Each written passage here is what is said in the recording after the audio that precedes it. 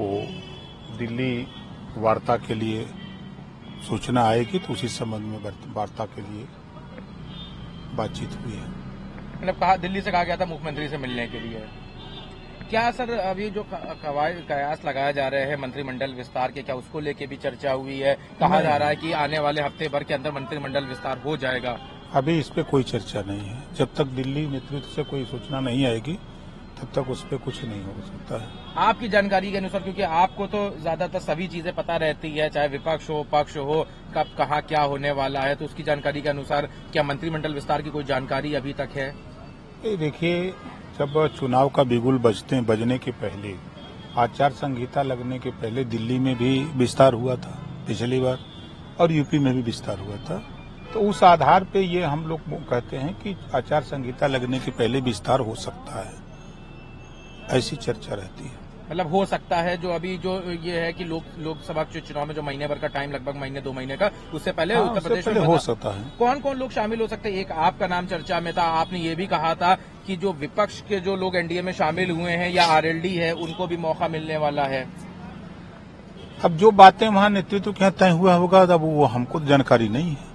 वहां से जो सूचना आएगी तो वो सब आपके सामने मिलेगी। एक सवाल और है, अभी जिस तरह से आपने पहले ही बताया था कि समाजवादी पार्टी में क्रॉस वोटिंग होगी, उस पर क्रॉस वोटिंग भी तमाम विधायक उनसे अलग हुए, लेकिन अभी भी समाजवादी पार्टी में कल वो राम दर्शन के लिए गए रामलला की, उन्होंने कहा कि अभी तक उनको मौका नहीं मिला, उनको रोक दिया जाता था, लेकिन अब वो स्वतंत्र हैं, उन्होंने रामलला के दर्शन किए। तो क्या दिक्कत है? जो भगवान राम को मानने वाले लोग हैं, वहां तो दरवाजा खुला है, जाके दर्शन करना चाहिए। कौन रोक रहा है? तो पहले जिनके साथ थे वो भगवान राम को नहीं मान रहे थे क्या? समाजवादी पार्टी जो वो कह रहे हैं कि वहाँ समस्या होती थी दर्शन नहीं करने। भगवान राम के गुरु को तो मानते हैं।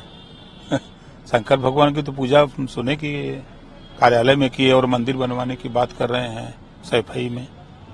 तो चाहे राम कहिए, चाहे शंकर भगवान कहिए, चाहे कृष्ण कहिए, सब एक हैं।